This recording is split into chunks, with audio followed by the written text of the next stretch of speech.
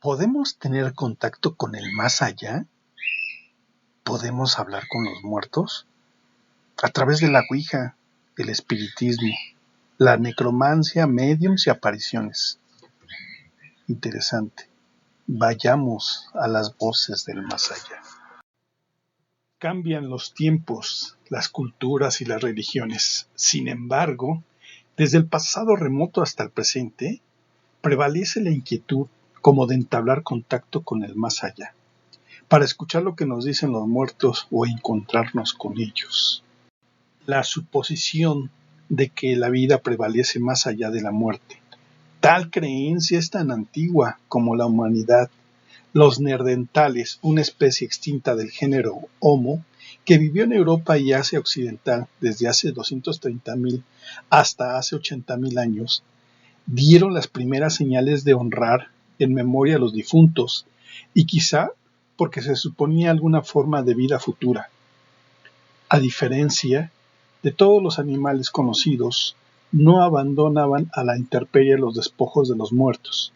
Los enterraban a través de ciertos refugios rocosos, situados en el valle de Vézère, al sudoeste de Francia. Las evidencias se multiplicaron en otros horizontes. Un ejemplo es en Uzbekistán. En el Asia Central se encontraron dentro de una cueva los restos de un niño fallecido. Hace 50.000 años, alrededor de cuya cabeza se habían dispuesto 5 partes de cuernos de cabra. En el norte de Irak, por ejemplo, las muestras de tierra de una tumba de la misma antigüedad contenían muestras de polen, lo que hace suponer que en el enterramiento se dispusieron flores.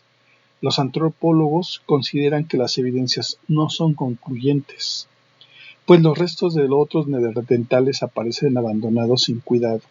Sin embargo, puede suponerse que la creencia en la vida después de la muerte se remonta a tal antigüedad.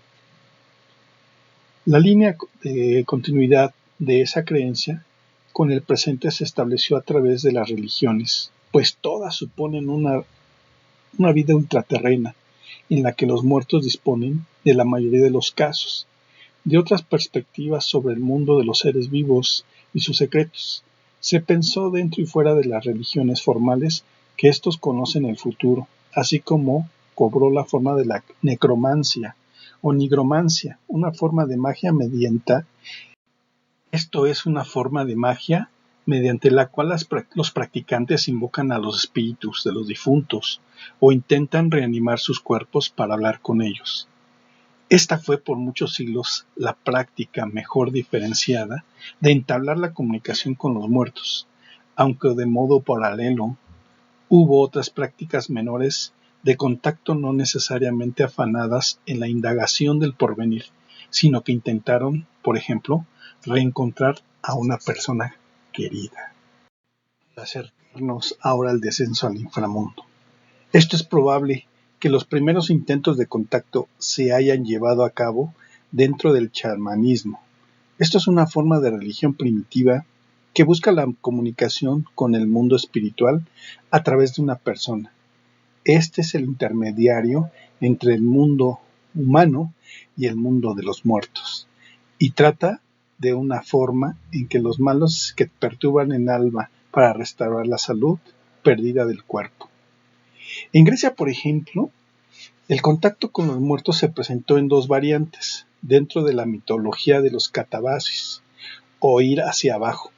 Era el descenso físico que varios héroes de los mitos como Orfeo llevaban a cabo para ingresar al inframundo y encontrarse con los muertos. La nequia era la forma local de la nigromancia, un viaje espiritual para contactarlos y hacerles preguntas. En el mundo grecolatino existían puntos específicos, los oráculos, que permitían o facilitaban tal comunicación. También se creía que determinados accidentes geográficos presentaban canales directos hacia el inframundo. El templo más famoso de este tipo fue el Necromanteion, que los creyentes consideraban una puerta al acceso al Hades, mediante un elaborado ritual. Mientras la religión grecolatina permitía y propiciaba el contacto con los muertos, las tradiciones monoteístas los condenaban, porque impedía su consolidación, pues para esta la única entidad era intramundana. Los ritos del necromanteón, el contacto con los muertos generalmente se ha buscado en el contexto de prácticas rituales para propiciar este. Quizás las únicas excepciones a esa regla pertenecen a nuestro tiempo.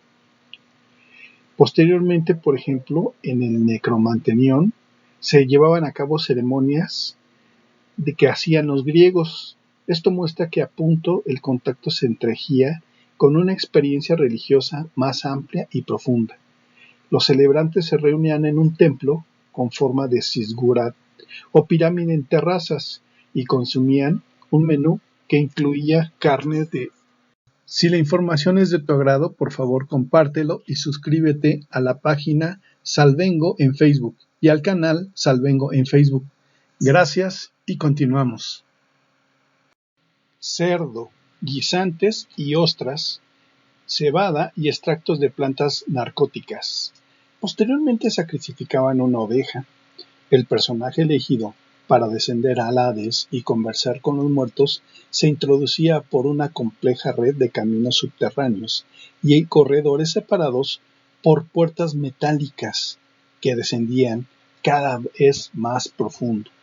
Entre oraciones y cantos rituales, los celebrantes accedían finalmente a una galería donde atestiguaba el descenso del responsable del oráculo, a través de cuya voz se expresaban los muertos, incendiaba a los romanos en el siglo II a.C. Fíjense que la Iglesia Católica consideró la nigromancia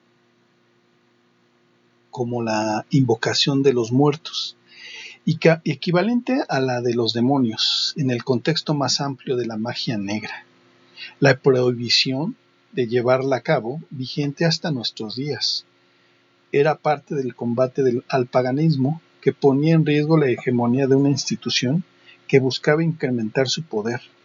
Sin embargo, aunque condenaba a la búsqueda voluntaria de contactos con los muertos, no negaba la posibilidad de que se produjera una comunicación espontánea con ellos, mediante visiones o sueños. Por ejemplo, en el antiguo egipcio hay una larga polémica sobre si los habitantes de este país crearon de una compleja religión plenamente convencida de la vida ultraterrena, pues buscaban establecer contacto con los muertos. Se cree que en los tiempos de Ramsés III, quien gobernó de 1184 a 1153 a.C., la consulta de los difuntos que había pertenecido a la realeza ya era común, y que el propio Estado patrocinaba esos oráculos por tener un supuesto beneficio público, e incluso se solía invocar a los espíritus de animales y mascotas que ya habían acaecido. ¿Lo sabías? Este tema es fascinante. La verdad es que hay mucha información, por lo que vamos a dejarlo como primera parte del video, esperando que nos acompañes en la próxima entrega.